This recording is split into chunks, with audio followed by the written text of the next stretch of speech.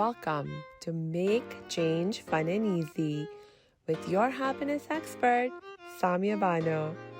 This is the podcast to help change makers, coaches, trainers, and healers break your chains of fear so you can create the impact and income you desire with fun and ease. Please make sure you subscribe to enjoy every episode. This podcast is sponsored by the Happiness 101 program. Hello, salam, shalom, namaste, sat sri akal, aloha, hola, ciao, bonjour, buna, and privyet. I am so joyful to be with you again today, and you will be really joyful to be with us again today because we have an amazing, joyful guest joining us. That is Vivienne Joy. So hello. Have you, Vivienne? Welcome.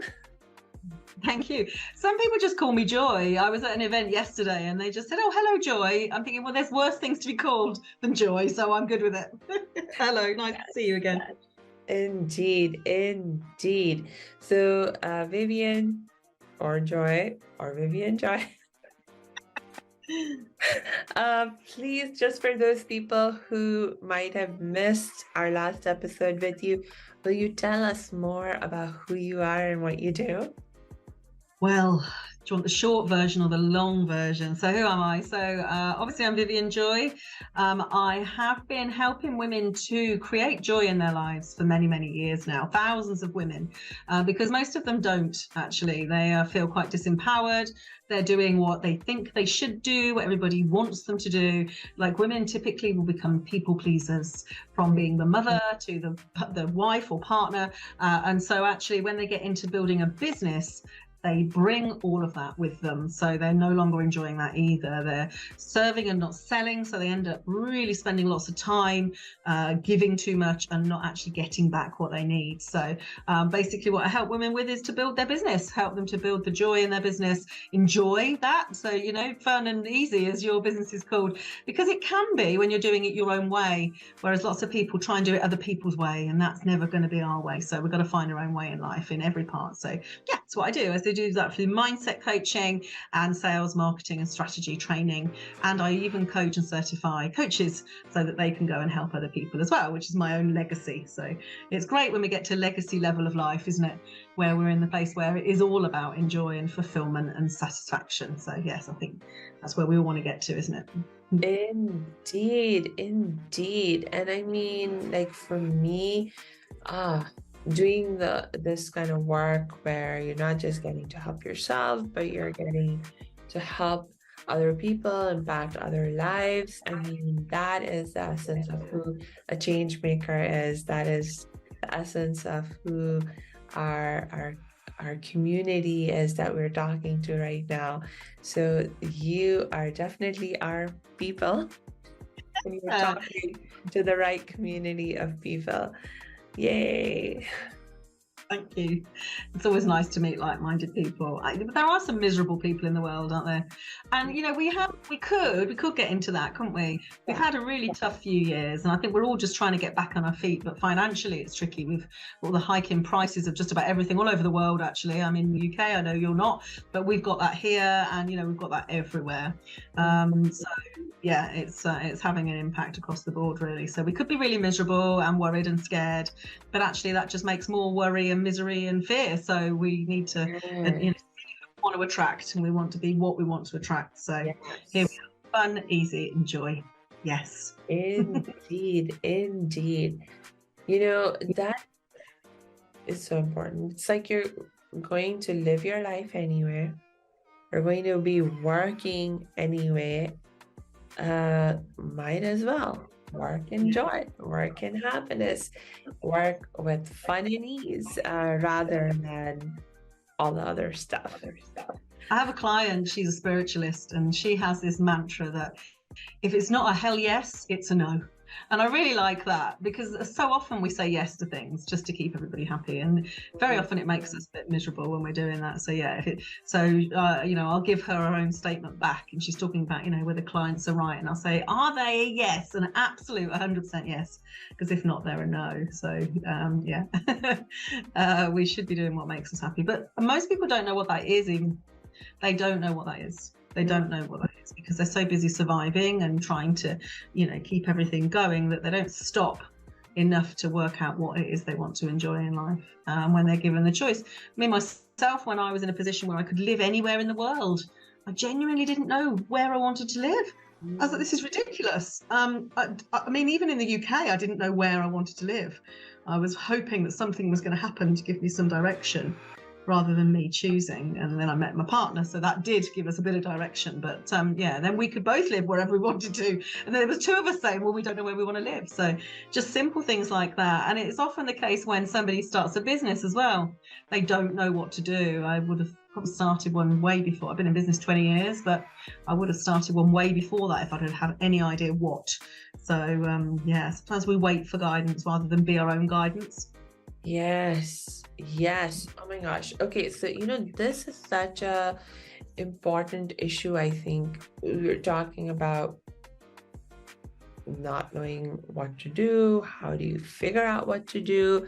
How do you make the right decisions? Like every moment of our life, we're faced with choices.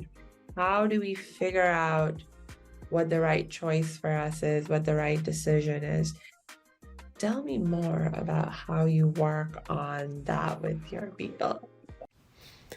Hey, thanks for tuning into this episode. Hope you're getting value out of it. For your information, this episode has been sponsored by the Happiness 101 program. Are you a change maker, coach, trainer, or healer? Are chains of fear holding you back from making the impact and income you desire?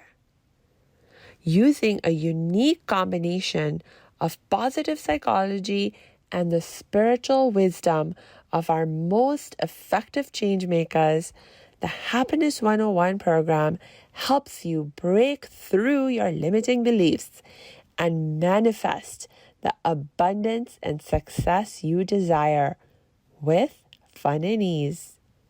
Interested? Book a free Happiness 101 exploration call with me, your happiness expert, Samia Bano.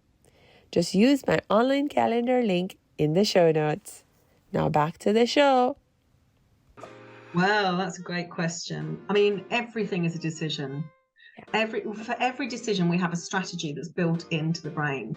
So we create these from birth, realistically. We start when we're about really realistically setting down our strategies when we're 6 or 7 years old. And some of these get warped a bit when we're scared. But actually, those are the strategies we take with us for everything.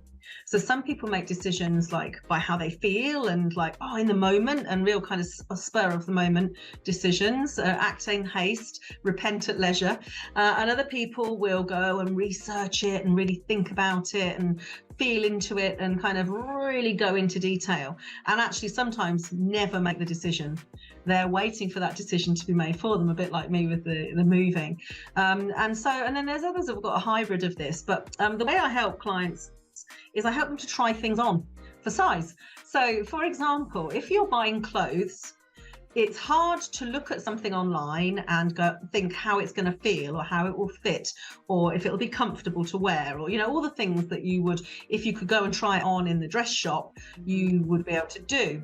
So it's the same if you're making a decision, especially if you've got a few choices to make. So if you can try it on for size, emotionally, mentally, even physically and financially and spiritually, whatever that decision is, then you start to get a feel for whether that is the right decision.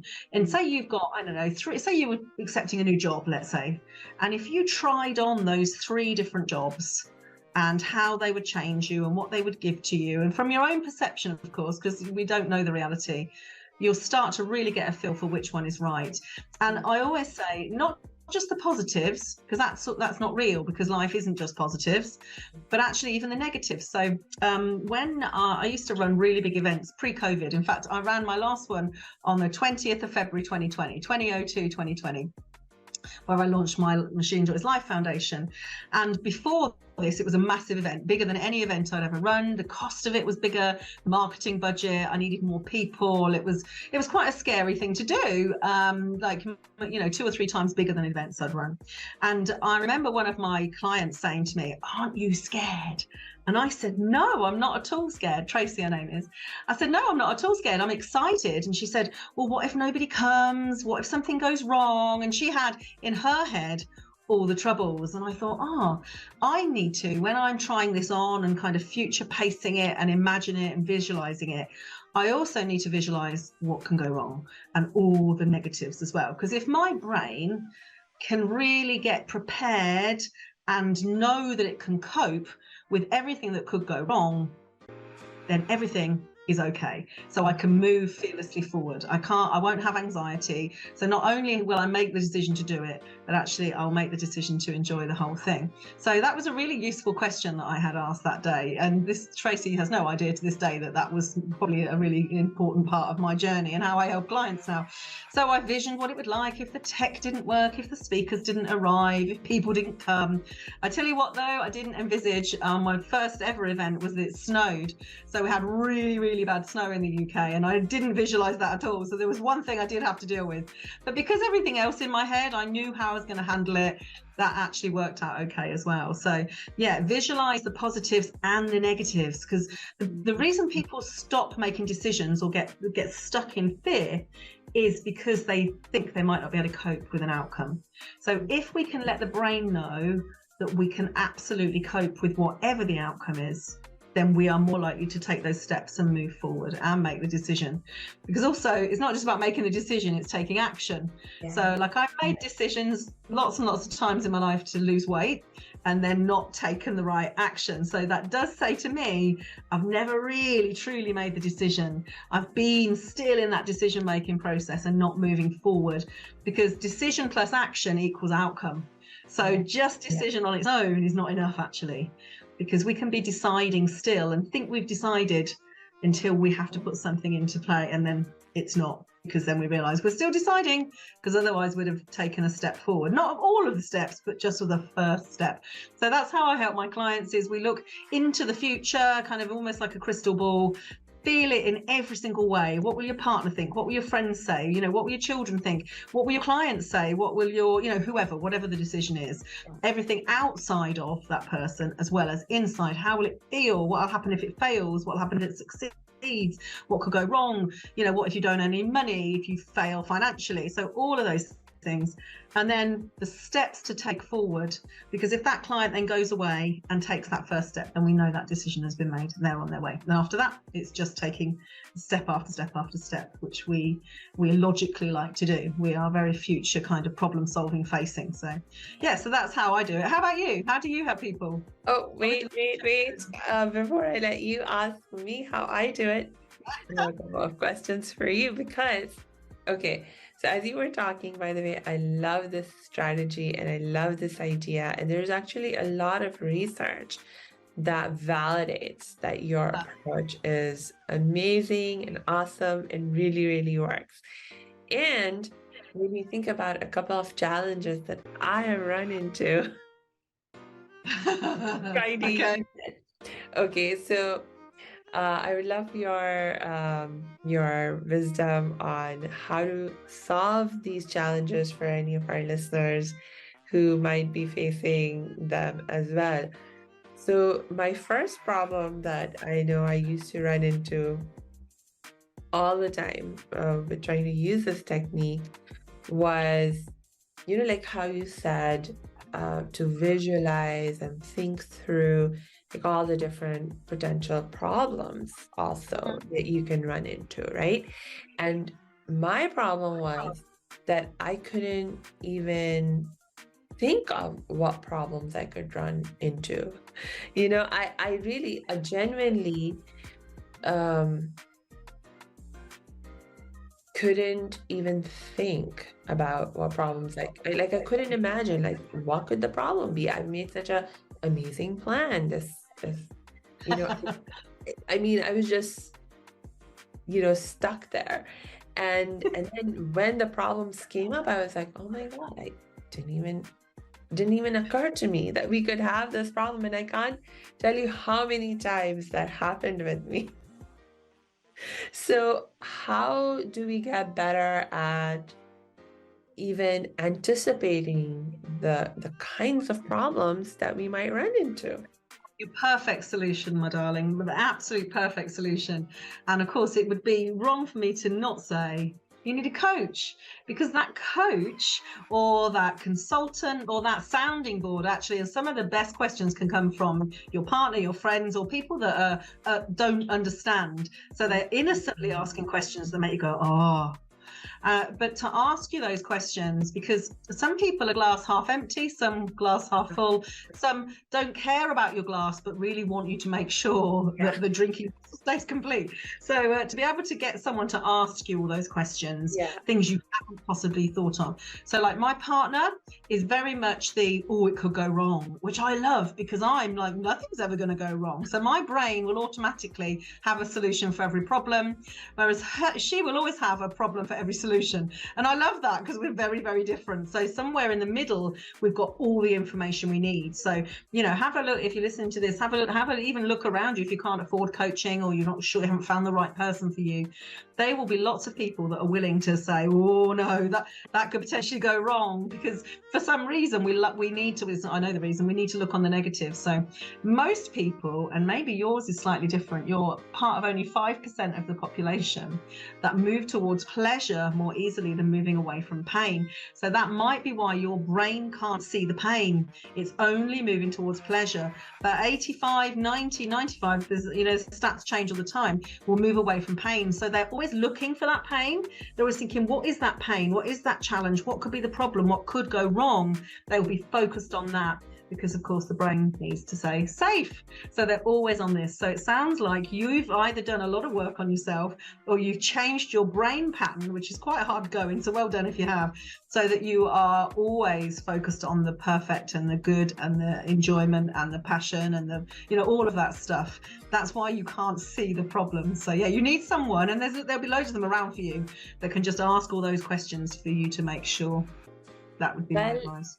Well, I will make a confession.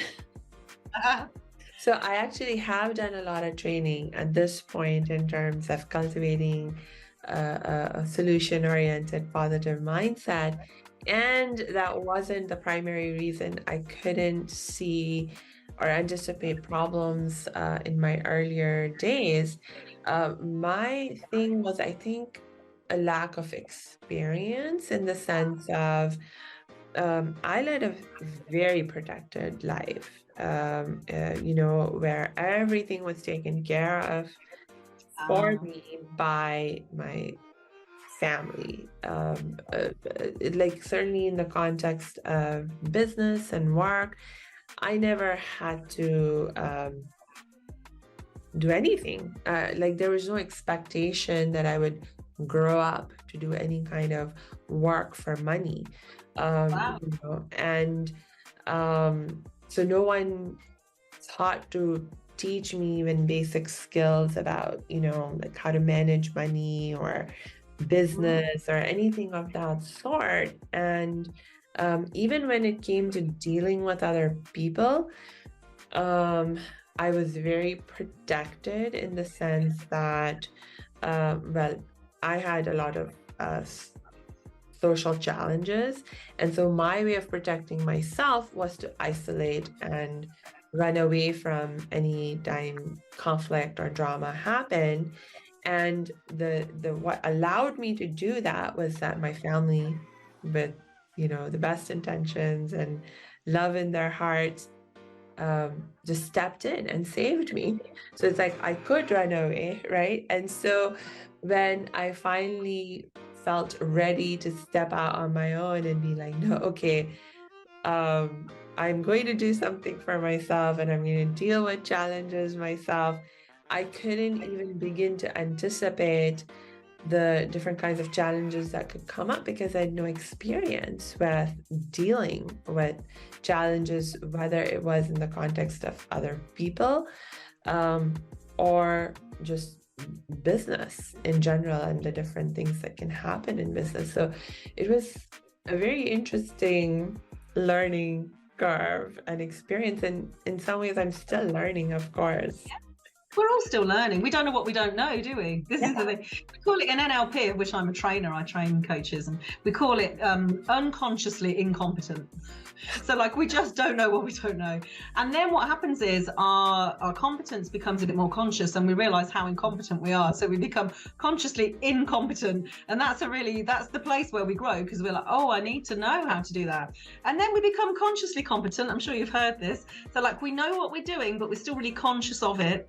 And then we go round and then we become unconsciously competent. So we're just not even aware of it. So it becomes easy. And at that point, it's really tricky, because we are so in our normal space then that it's really hard to then take on and go back to that level of unconscious or conscious incompetence. So learning something new. And it sounds like you have to do a lot socially, actually, just in life. So yeah, I have no concept of that at all. I am very unconsciously incompetent in knowing that, because I had a very different upbringing. My parents were older when they had me, so I was basically trained to be able to look after myself as an only child. So it was the complete opposite. That's why you and I are very different in every way possible. I was running 3 jobs by the time I was 14 years old. So I was selling, I was working in a bar, I was working in a shoe shop. In fact, I probably had more money then than I've got now, in honesty, but because I didn't have any outgoings, I could just spend it on shoes and food and, and wine as I got older. But yeah, so I was really trained from a young age how to look after myself, but financially and emotionally, but not so much physically, interestingly enough. So it wasn't until my mother died when I was 30 that I used a washing machine for the first time. So I wasn't trained physically, but all the other stuff I had down pat. So you had to learn some stuff, I had to learn it in different ways. So but yeah, and I think it's really interesting to hear the background. I really do think that. But so yeah, so you don't know what you're looking for.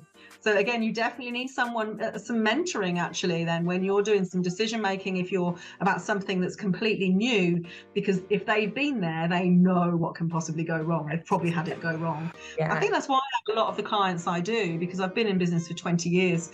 And I say I've had all of the failures and all of the successes and everything in between. And I'm the sort of person that says, come on then, let's give it a go. You know, my parents were compulsive gamblers. So it was I'm very risk. I'm okay with risk, whereas some people are very risk averse.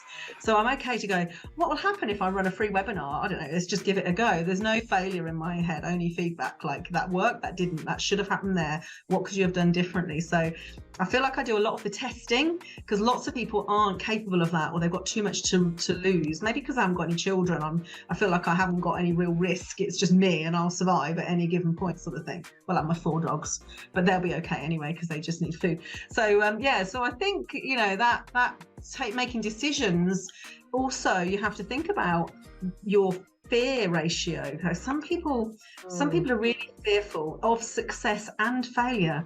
And when someone says, oh, I'm scared of failure, I'm like, could it be success? Because they literally sit in the same place. They're the same thing. They are essentially fear of change.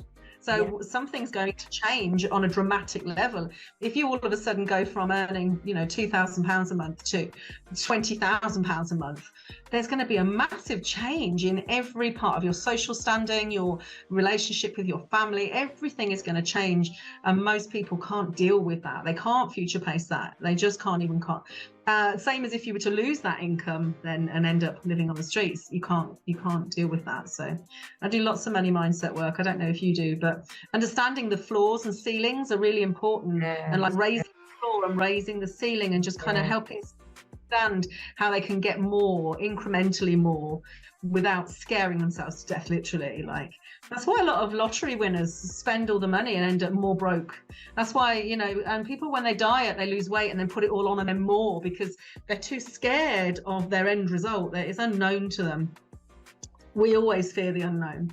It's most people, 5% of the population, not so much, but it's that's our fear, is the unknown, because we have to be able to cope with everything. The unconscious mind has to be able to have a belief structure, is that we can stay alive and stay safe and certain. So That's why decision making is so hard. Change is hard. And we've had so many changes as we started off with this interview. There's been so many changes. And, you know, lockdown changed us all so much. We were all forced into things, to stop doing things, to start doing things, to behave differently, to be with people differently. And it's really changed most people in quite big ways. And they didn't want it. They didn't want the change. Some of them were quite happy. I think some of them needed it. I think, you know, I needed it. I met my partner just before lockdown, and that, you know, that relationship wouldn't have gone in that direction. We were kind of forced into, you're either together or not. Like, it's like, are you going to be or not? Like, you're going to have to take that risk. And touch wood, so far 3 years later, it's a risk that paid off for us both. Now we're married, so it did pay off. But I think a lot of people realized their life wasn't as they liked it, and they couldn't do anything to change it at the time. So they were stuck in this frustration part. Now we're allowed to. We're in the fear of change. There are several people that are probably in relationships that shouldn't be, because they realize they weren't right, but they just don't know how to change that. So yeah. You know, I think that's like part of the blessing of when we do end up in these kinds of major crises, like global environmental crises. By environmental, I mean, you know, the crises that are not just about my personal life, but like, you know, a pandemic. I mean, that's like worldwide in this case, and it just hit us, and it created an environment of challenge and change for all of us to deal with. And one of the big blessings of going through a crisis of this sort is that even for those of us who may be risk averse and fearful of change, it forces us to create some change in our lives and gives us that opportunity to create some change in our lives that we wouldn't otherwise have dared to do. But you're so right. Like, so many people I know, just in the last 3 years, man, they've, you know, like in America, they're like talking about how there's been like record numbers in terms of people quitting their jobs and refusing to go back to the jobs that they had, because they've now had a taste for how things can be different. And they're like, we're not willing to go back to that same old way of doing things that was keeping us miserable and unhappy.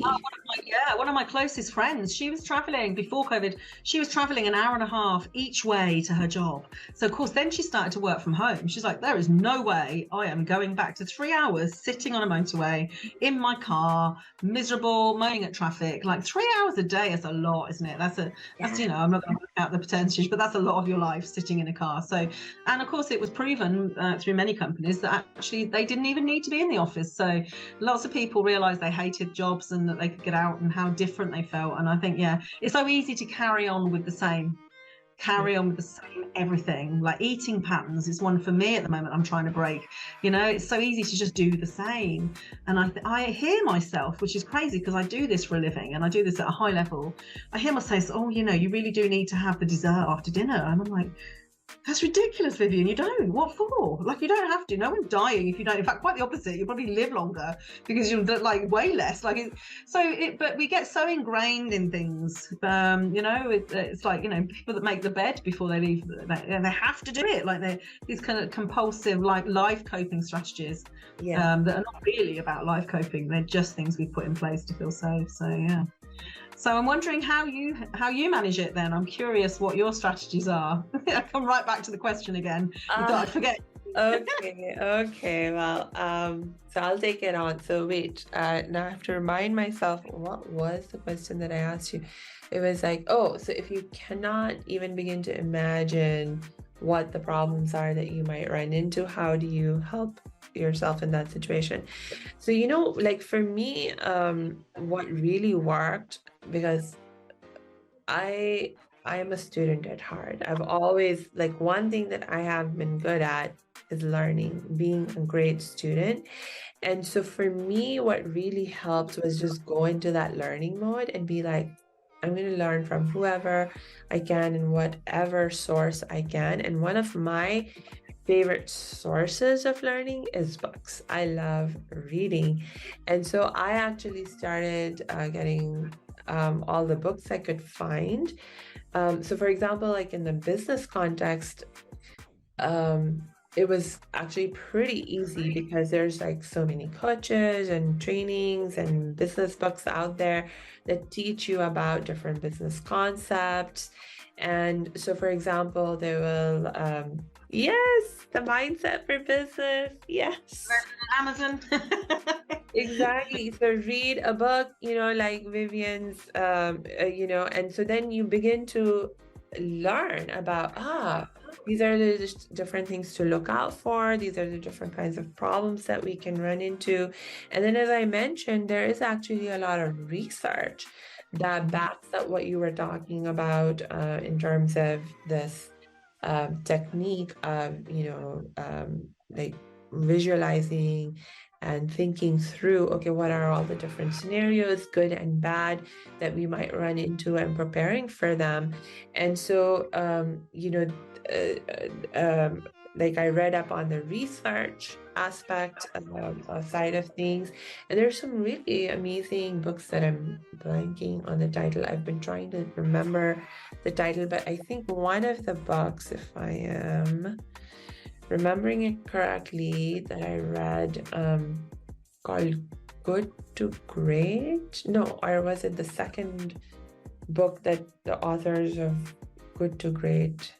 No, it was the book Good to Great that I read. And they have another book, but it was in Good to Great that they talked about this research specifically, and they found that when you look at great leaders of different businesses across industries, and what distinguishes the great leaders from the good leaders, this was actually one of the characteristics, that the great leaders were able to think about in advance what all the different scenarios might be in terms of, again, like the good side of what would happen when they take various actions, but then also the bad side.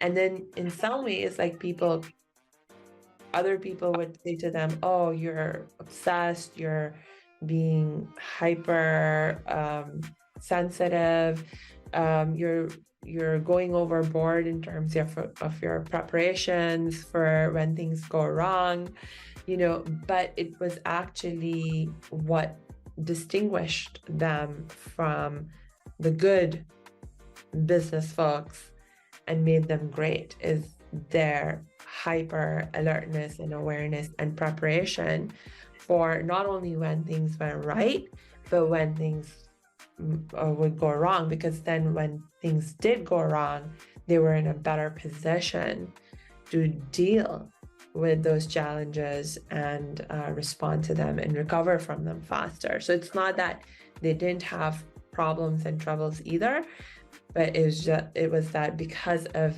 this characteristic and trait and way of doing things, they just got so much better prepared to recover and deal with when things did go wrong. Interesting. Very interesting indeed. So as you say, proving me completely nutty right with my strategy. But I know it's been proven because I do it myself and everybody I've ever talked about it. But I have, if you want a hack, so in NLP, we have like a 4-question hack, which helps you to make a decision. So anybody that's listening to this, and of course you could, and it's called Cartesian coordinates. Have you heard of that before? No, tell me more. NLP is a master practitioner, so it's a very high level, and it can be a whole coaching session, but I'm going to shorthand it here for us because I know we haven't got long. And so the first question, if you're making a decision, so say the decision is to move house, let's just take an example. And so the first question you would ask yourself is, what would happen if I did? What would happen if I did? What would happen if I did move house? So that's the first question. And then you just kind of get everything out of yourself, either speaking it out somewhere or journaling it. Really great question. So the second question is, what would happen if I didn't? So we look at the two different scenarios. Yes, this is self-coaching stuff. So what would happen if I did? What would happen if I didn't? First two questions. Third question, what wouldn't happen if I did? The brain has a bit of a struggle with this. So what wouldn't happen if I did move house? And then the fourth question, which completely scrambles the brain, is, and what wouldn't happen if I didn't move house? So what happens is it twists the brain into all sorts of, into the neural pathways to find out all the information. The second two questions are tricky to answer. The first two are really easy, but the third question is really the identifier. The third question helps you to look at things that you've never asked or thought or felt about. So you can definitely use that next time you are making a decision as well. So I call it the quick decision maker. So the 4-question quick decision maker. So hopefully that's helpful to anybody listening. Just write those questions down on a post-it or on something. And whenever you're making a decision, what would happen if I did? What would happen if I didn't? What wouldn't happen if I did? And what wouldn't happen if I didn't? So it's a bit of a tongue twister, really. So hopefully that will help. Hopefully that will help someone somewhere. Indeed, I love that. Thank you so much for sharing those 4 questions. And I can totally see the value in them. I mean, I've used, I think, variations of that idea and technique. I'm happy to have learned this from you.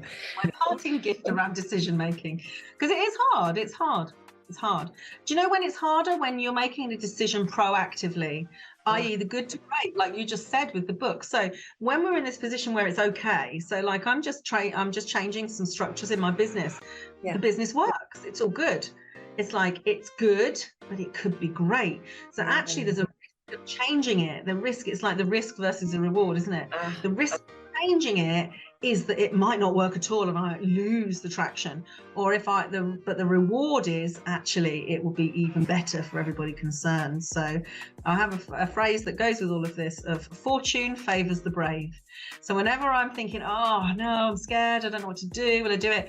Come on, Vivienne, fortune favors the brave. Come on, you've got this. Because whatever decision you make just sets off a whole new set of decisions. So as long as you know that you're okay with making decisions and you can cope with whatever those decisions are going to give you as outcomes, it should be really easy. Talking of books, my first ever book ever in personal development, so I'm going back a long time, I'm 50, so I was 23 when I discovered NLP, was Susan Jeffers' Feel the Fear and Do It Anyway. I don't know if you've read that book. It's an absolute classic. It's not a very big book either. And it basically talks in there. I remember the part that made me go, oh, I get it. There was a triangle and it said, for every decision, you just got 2 other decisions to make. So you just literally, that's your whole life. Like, you just got to take that route on your journey and then you've got to decide whether you turn left or right. It's literally as simple as that. So Susan Jeffers, Feel the Fear and Do It Anyway. I'm not on any commission for that. But it was a really helpful book on decision making. I love that. I have read that book, or at least in segments, and just the title is so brilliant because it is reflective of the core philosophy that the book is teaching. And for a long time, I must say, it was my go-to also, like in terms of feel the fear and do it anyway, because I had so much fear about so many things, and I was so risk averse that I paralyzed myself over and over again. And so for me, this idea of feel the fear and do it anyway, it was one of the first ideas that I took on to empower myself. That was a more empowering thought and idea to move me into action, because then it was like because my previous standard for myself was no, I until I'm not feeling fear anymore, I'm not going to do something. And it was like an impossible standard to meet.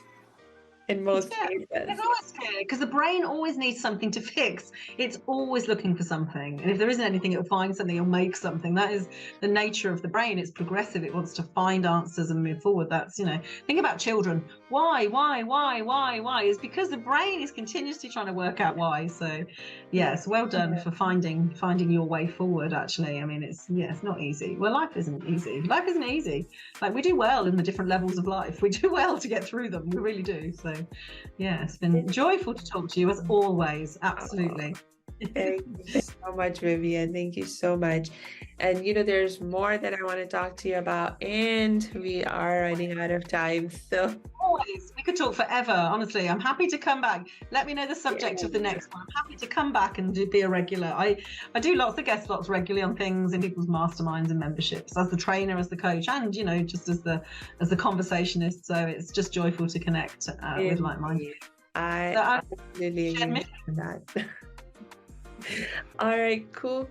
So Vivienne, we will go ahead and wrap up for today. And my last reminder for our listeners is please make sure you check the show notes, because we will be dropping Vivienne's links in there so you can connect with her and get some help and support and make change more fun and easy. Thank you. And quick. Yes. Yes, absolutely. Lovely. Thank you so much. All right. So until we connect next time, I just wish you lots and lots of peace and joy.